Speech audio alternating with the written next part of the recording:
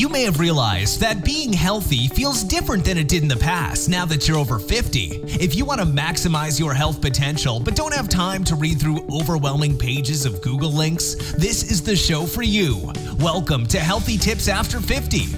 We love doing the research, finding solutions, talking to health experts, and learning what works and what doesn't. Now, your host. She spent the last 25 years dedicated to feeling her best and is here to share her best findings with you, Susan Rosen.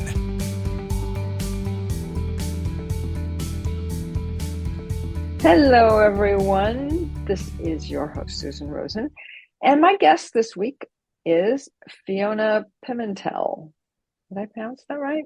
Oh, good. Okay, I forgot to ask. Yes. I do that a lot. I always seem to forget until I'm recording. Yes. And Fiona and I have met. We met in doing some coaching that we're both involved in. And I asked her if she'd like to come on the podcast and talk to us a little bit about what she's doing in particular. And I'll let her introduce herself and what the different kinds of coaching and people that she's talking to and dealing with, and what she's learning about that. So welcome, Fiona. Thank you, Susan. It's lovely to be here. Thank you for having me. So as Susan said, we met in a coaching community where I learned how to coach. I thought I already knew how to coach because I had done a couples therapy course, and I was said that I was a couples coach and I was coaching couples, but it turned out I wasn't actually coaching them. I was teaching them, mentoring them, and which in a lot of cases they actually need. But when I joined the Insight coaching community, I learned how to do pure coaching, which is more on asking questions and letting people get their own insights instead of us giving them to them. Right. And I found that when I started my coaching practice, I started doing coaching exchanges with other coaches just to practice and learn my skills. I found that I really loved it. I really enjoyed coaching coaches. Found that I enjoyed my exchanges with women more than with men. So I eventually set up a Facebook group, the name of which is Called to Courage.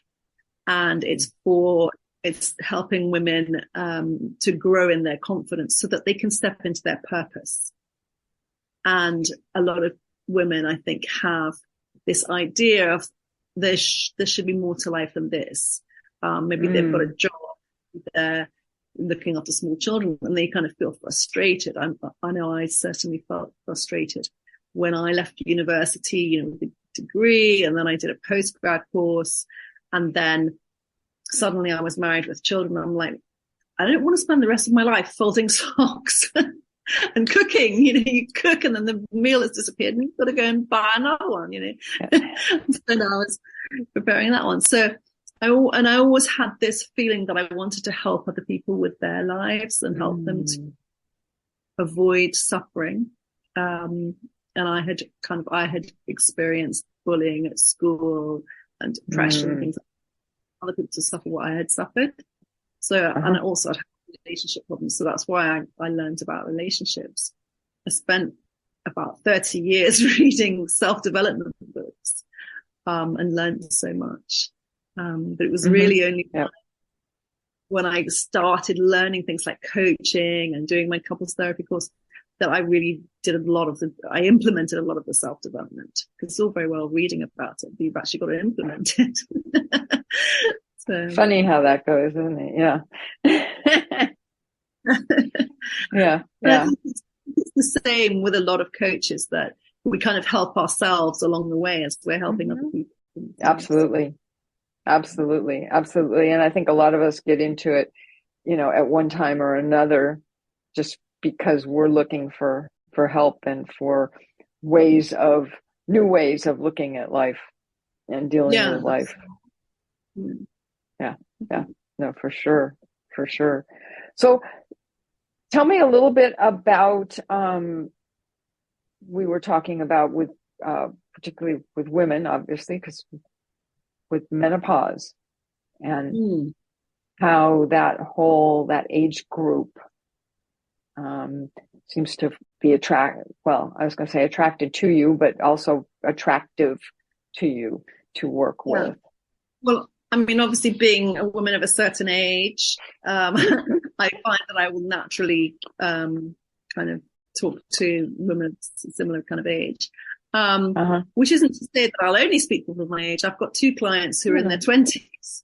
But that was mainly through their mothers.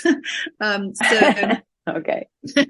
So, I mean, people of my age have come to me for coaching, and I've also received from people of my age. And what I find is one thing that a lot of us have in common is we seem to be experiencing the symptoms of ADHD, whether or not we've been diagnosed. I think a lot of people have symptoms of ADHD without being diagnosed, and it's not necessary to get a diagnosis. But the sort of things I'm talking about are being very sensitive, your emotions, feeling them very deeply. I mean, for myself, actually, I have a hypersensitivity to things like caffeine. So I drink about maybe 6 cups of coffee when I was in my 20s. Well, no wonder. Yeah. But now, if I have a cup of coffee after about 10 o'clock in the morning, it will keep me up for the whole night. So, So, that type of hypersensitivity to kind of chemicals, I guess. And also hypersensitivity to things like labels on clothes. It's just like really itchy. So having to cut them off. Yeah. So, but also things like, trying to balance. I mean, my kids are grown up now, but a lot of the women I've come across have got younger kids. They're still trying to balance working with looking after children. And it's something that, men take it for granted. They go to work. Mostly, they go to work and their wife kind of looks after the children as well as working. I mean, I don't know. Some men do help a lot, which is great. Some men have the children and not the. I mean, they exactly. Their ex-wife, mother isn't around anymore. Not very much. Yeah. Absolutely. But in many cases, women are trying to balance. Job in most, I think, and looking after kids. And then if they're trying to start a business as well, like if they're becoming a coach, that's another thing to add to their bag, and it's a lot, and they feel very overwhelmed. So that's the sort of thing I help women with, dealing with that overwhelm and helping them to manage their time. And sometimes it's a very kind of, it feels like a bad problem, but at the same time, it's a very, very simple solution. When I sit down with them and I literally talk about all the things that they have to do and all the things that they want to include in their life, and we just schedule it into their Google Calendar. Yeah. And I find that these things, they need scheduling. Like, for example, when I started coaching, sometimes I would do back-to-back calls, and then I'd realize that I hadn't walked the dog. And there would be some messes in my house that I think, so I had to schedule walking the dog into my calendar to remind myself. Because that's another thing with people with ADHD, is there's the hyper focus, which is when you're just concentrating on something so much that you don't notice anything else. No, that makes a lot of sense. Yeah, they get obsessed. Yeah. Interesting. Yeah, it seems to me that, the whole idea of scheduling and really spending more time and putting attention on scheduling, on your schedule, right, is something that everybody needs to do. Okay. But I think that, people with ADHD don't look at that, right? They're not seeing that. Whereas most other people, especially if they're working and have kids and kids have activities and stuff, most of those people have schedules. Yeah. You know, I think that a lot of people, and this from my own experience as well, is, you know, you think you don't need it. Oh no, it's okay. I can take care of it. I'll just keep it all in my head. Yeah, it's like, that's right. No, that's not a schedule. That's just in your head. True. I mean, I remember when my kids were still going to school in the where I was just always rushing, was always late, no matter where I was going, but I was always late. And now, you know, ever since I started my coaching business, I'm using Google Calendar. I'm always on time for everything. And I know how long it takes to go from A to B. And then I kind of allocate, okay, well, maybe I'll need 5 minutes for parking and that kind of thing. Yeah. So it's just a lot easier. Yeah. Right. No. And that makes perfect sense. You know, I think, you know, even just teaching people how to do that is probably life opening for a lot of people. When I think about when my kids were younger and I was taking them to school and things like that, some of the time I wasn't even working, and yet I was always so busy. I don't know what I was doing. You know, why I was always late, but I never seemed to be able to organize myself. So, you know, now I've got 2 businesses really and the job, and yet I'm quite organized, you know. So. Oh no, absolutely. Yeah. No, and I think a lot of it too, and you can tell me if I'm right or wrong on this, but from my personal experience, if you're married or living with somebody, that just adds one more schedule because they've got all their schedule stuff. And then it's like, oh, well, I need you to go do this with me, or, right. Absolutely, and so last night I was at a party that was nothing to do with me. It was to do with my husband's work, you know. So it was a client of theirs that was having a party, so I was required to be there, you know. Interesting. Whereas if you're single, obviously that doesn't happen. You can just choose your own social events. Or,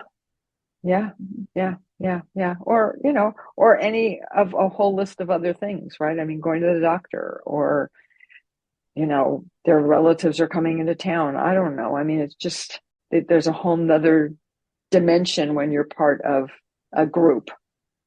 Yeah, absolutely. Right? Yeah. I mean, with your kids as well, right? Yeah, absolutely. Yeah. Because for example, so we live in the Caribbean and we're from the UK. Our kids are now all kind of more or less adults. But when they come back here, they visit the dentist, the doctor, the optician, etc. And sometimes, well, they'll make their own appointments, but sometimes I'll make them, and sometimes my husband will make them. But he doesn't necessarily take into account the fact that I'll be at work at that time, or I'll be coaching at that time. You know, and it's like, no, just, if you want me to do the driving, let me schedule the appointment, because I know when I'm free. You schedule it for that time you're collecting. You know? So Oh no, exactly. Yeah.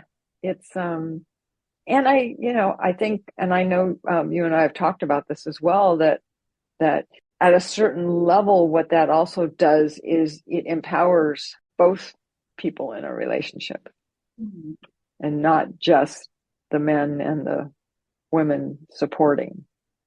Yeah. And that's something that we women need to get better at.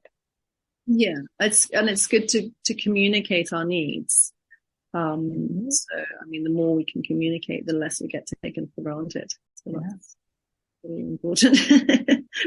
Well, and the fewer arguments. Yeah, absolutely. And a lot of people, when they have arguments, it arises because they haven't actually expressed their needs in terms of needs. They've just had an expectation of somebody without communicating it first. And they're expecting someone to read their mind, but you know what? How can someone read your mind? You know, just because you think something is obvious, it's not obvious to the other person. And so, you know, they kind of think that person should know this. You know, they don't know that. You have to explain it. You have to ask them, will you do such and such, whatever the thing is. Yeah. Are you free at this time? Yeah. Exactly. It's really basic, but at the same time, people don't really think about it. Yeah. Yeah. No, exactly. Exactly. And I think it's, again, it comes down to putting out there what our own needs are, Hmm. um, and staying consistent. Yes, that's right. Yeah, because once we've said what our needs are, we then shouldn't just give in when someone doesn't satisfy that or whatever. You know, like if we're trying to set a boundary, we need to keep to those boundaries and not expect other people to keep to our boundaries for us. We're the ones that need to kind of sustain that boundary. Mm-hmm. Yeah, absolutely. Absolutely. So what are you finding? I know you said you're doing couples therapy. I know you're kind of limiting that a little bit, but what sorts of things have you found in coaching both sides in the relationship instead of just one person? Typically of the couples that I've helped, the situation has been the man has said, why won't my wife have sex with me? And the woman is, well, I can't have sex until I've got intimacy. And for men, they feel intimacy through having sex. So it's like a kind of a vicious circle, which comes first, the chicken or the egg? Does to give the emotional intimacy before she'll have sex, or does she have to give the sex before he, will give the side? So, I mean, I would say that that it's a good idea for you both to kind of try and please the other in the way that they want to be pleased. But, nobody wants to be used, right? Nobody wants to have sex with someone if they don't feel any connection, any emotional connection. So, because that would just be kind of unpaid prostitution, really. So, at least prostitution, that's true. Right? But so it is important. But if you want connection with your partner, you also need to build it. You can't just expect it. You have to put effort to build it. And so, what do I mean by building connection? Well, I mean, actually kind of deliberately spending time with them. That's not just watching TV, spending time with them, showing an interest in them, asking them questions, maybe doing something that they enjoy doing. Like if your partner loves going cycling or something, you could go cycling with them, even if you're not interested. And maybe they could come and watch a movie that they're not interested in, and openly discussing things, sharing your vulnerability is incredibly important. And a lot of people are very hesitant to do that. They like to sort of they don't want to look broken, they don't want to look weak, but actually showing your vulnerability is a strength, not a weakness. You've got writers like Brené Brown, she talks a lot about vulnerability. She's written several books and done podcasts and things and TED Talks. And it's all about how vulnerability is a strength. We shouldn't be ashamed of our sort of softer side. Yeah. Isn't it interesting that, and I love Brené Brown. I'm not saying this as a criticism. I don't want it to sound like it. I think it's so interesting that we as women are trying to be more like the men, but the men aren't trying to be more like the women. I think it's a generational thing, because I think a lot of younger men are much more in touch with their feminine side. Yes, that's true. They are doing things like, even buying kind of toiletries, like moisturizers for their faces, which the older men never did. They'd probably think it was a bit sort of wussy. And, getting into cooking and things like this. Yeah. Yeah. Well, the cooking, I think some men got into, even the older ones. Right, exactly. That's one of those things that people either love or they hate, you know. It's always been a bit of a strange one because there's nothing to say that women should cook more than men. True. And, you know, when you think of kind of cavemen or something, you know, going off and going off and catching some animal, you know, they probably put it on the fire. It was probably could have been the man that put it on the fire. And when people have barbecues off, it's the man that does the barbecuing and the woman that does the cooking in the kitchen, which just doesn't make any sense. It's exactly the same. And then you think of all the famous, you're right. Most of the famous chefs traditionally were men, and it used to be on human chef. Now, thankfully, there are more. But it seems to me so funny that a lot of men have that, still have, you know, to this day, have this attitude that women have to do the cooking. Yeah. Well, and I think part of it too, and I say this from a personal perspective, is sometimes the women prefer to do the cooking. Well, you know, I think possibly that's true, and possibly they just prefer the way it tastes when they do the cooking. Well, that's why they prefer to do the cooking. But right. No, it just I don't know, on a personal perspective, I prefer to do it simply because there are a lot of things I can't eat, and there's things that, you know, so it's just easier. And then if, you know, for my husband, I'll make certain things because that's what he likes to eat. Mostly it's the same stuff, but, you know, but otherwise he cooks for himself quite a lot. Yeah. But I think you're right. I think you're right, especially of a certain generation. I mean, my generation for sure. That was, you know, it was hard to even find a job being a woman when I got out of school. So it's so tough. Yeah.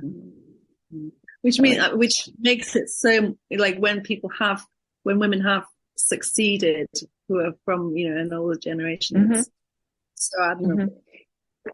They've got like CEO or something like that. Gosh. Yeah. So much to fight against to get where they are, which is great. Oh yeah. No, absolutely. And it's yeah, we can talk about that after we get off. I'll tell you about my family. Yeah. But like oh yeah, it's an interesting story.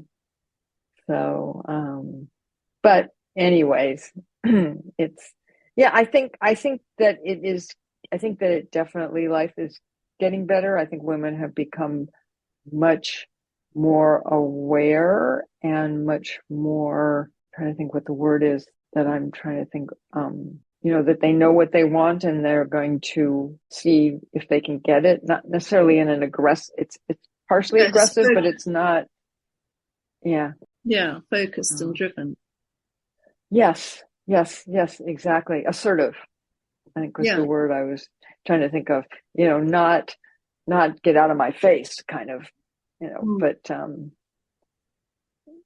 being assertive and willing to discuss.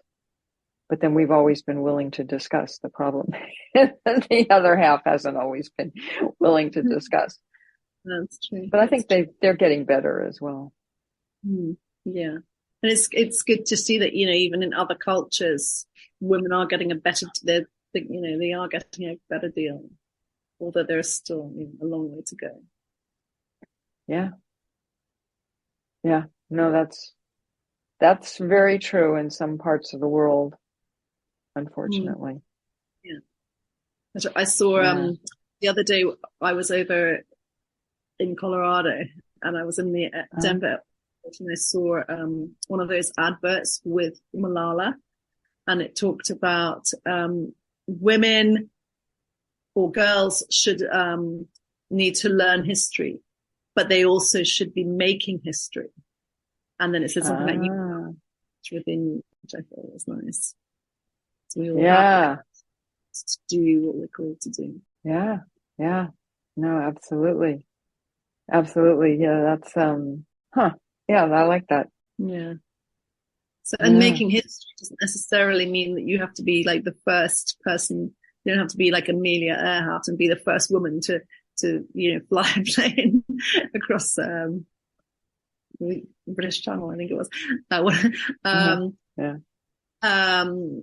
You don't have to be like the first woman to do something, but it could be like the first woman in your family to do something.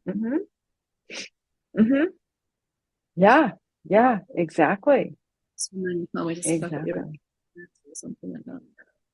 Well, and the neat thing about doing that and taking those steps is that then you are, what's the right word? Modeling, I guess, behavior for other women and younger women, and that's the important part. Yeah, for sure. Anyways, yeah. So are you finding that women are responsive to your message and what you're, Yes, definitely. Yeah. In my Facebook group, I do weekly live trainings and I send them out. I send the link out to people and really lovely messages back saying, "Oh, I love what you're doing. Keep going," and all this kind of thing, which is really good. And all right. And really saying that they find what I do helpful. So it's good to know. Yeah, I know. That's great. That's great. That's what I always complain about with doing my podcast is that people don't comment very much on podcasts. Right. It's really kind of funny. Yeah. Well, because I think it's because people listen to it and they're not in a place where you can comment. Well, yes. You know what I mean? I usually listen to podcasts when I'm on a walk or I'm filling the dishwasher, exactly. doing my cooking. Yeah. I'm not really concentrating on commenting. I'm just listening. Listening to it what I can get, kind of thing. And not I think that people are sort of doing that. So that kind of sounds selfish, but what I mean is, it's not really the priority to comment. It's not. Oh no, exactly. I agree. So, whereas when I'm sending out a message saying, "Do you want the link to this?" and they say yes, then it's kind of that's a conversation. So that's when they're more likely to actually say, "Yeah, by the way, I really like it." Yeah. Oh no, exactly. And I think Facebook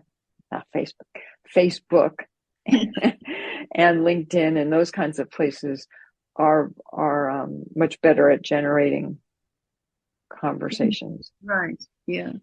Than Apple Podcasts or. Right. Okay. Yes, certainly. I've seen lots of really good conversations on LinkedIn. You know, when someone's posted an article, it's like hundreds of them. Yeah.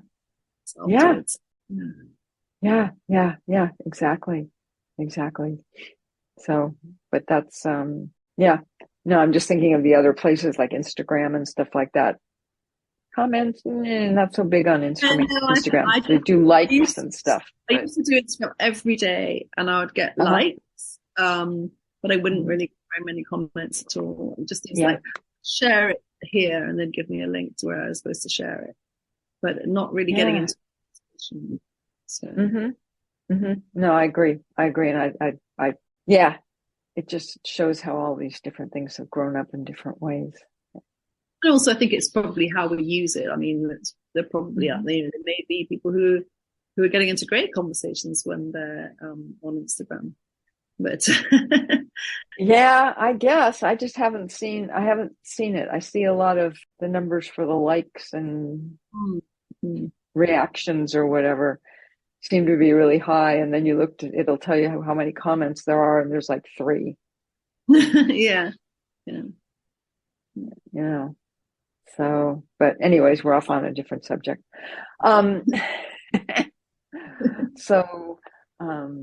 Anyways, I think, would you like to do a little wrap up or something of what you've been seeing and with people, and any advice or anything that you want to give people, women, men, all of the above? So all I would say is, like, if you're finding that you're overwhelmed because you're trying to balance different tasks, different kind of roles in life, try and sit down and schedule what you have to do, schedule what you want to do, and schedule your self-care. Because sometimes, especially women or men who are in a role of kind of looking after children, we spend the whole time looking after other people and not looking after ourselves. And I find that a very small amount of time dedicated to looking after myself goes a long way. So, for example, my morning routine, well, I have to walk the dog, because if I don't walk the dog in the mornings, the whole day will be a disaster. So this is slightly... Yeah, I bet. Yeah, so I walk the dog, but that's good for me as well. And then I come home and I do some dancing, and, you know, I might dance for 15 minutes, but I might only dance for 2 minutes, and it still makes a difference to me. It wakes me up because as I say, I can't drink coffee because it keeps me up all night. So I have to dance to wake myself up, and it kind of makes me feel positive because I'm listening to, like, positive music, praise music, and that kind of thing. So it works kind of for mind, heart, body, and soul, really, which is really good. And then I do some journaling as well. And again, it doesn't have to be a long time. You know, I'll just fill one side of A4. What's going on in my mind. And then, you know, I'll spend some time in prayer or meditation. So I do these things, and I don't necessarily do all of them every single day, but I try to. But that really sets me up for a good day. And then I've recorded myself doing affirmations, so I might play nice to work. And being a coach, I also have recorded myself asking myself coaching questions. So I'll listen to those. Oh, good idea. Yeah. So that really helps me. And it's like a self-coaching session. There's all these different things that you can do to take care of yourself, to practice self-love.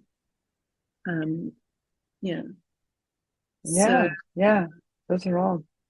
But, you know, if anyone would like some coaching, or would like to join a Facebook group, Calls to Courage, then, you know, look me up on Facebook. My name's Fiona Pimentel. As I say, the group is Calls to Courage, and we can go from there. Yeah. And I will put that information into the show notes. So for anybody who wants to find them, that's where they will be. And Okay. Well, thank you very much, Susan, for having me Oh, on. well, thank you. Thank you for coming on. Some good pointers and some good things for people, both men and women, to be watching out for and adding into or subtracting from their life. Yes, that's right. So, yeah. It's not all just adding or changing. It's, you know, sometimes we have to take looking things at out. everything. That's right. Yep. Look at everything that you're doing and decide if it's helpful or not. Yeah, exactly right. Okay. Thank you so much. So thank you. And I am just going to say that neither of us are doctors, and this is not to be seen as medical advice. And if you're having any kind of emotional issues, I would probably go and, especially if they're big ones, go and talk to someone, a professional, more than the rest of us. So, okay. And with that, I will see everybody next week. This has been Healthy Tips After 50 with Susan Rosen. To stay on the cutting edge of the most effective health strategies, subscribe to this podcast and let us know what you thought of the show with a comment or like on iTunes. Visit healthytipsafter50.com for this episode's show notes, more resources, and free offers.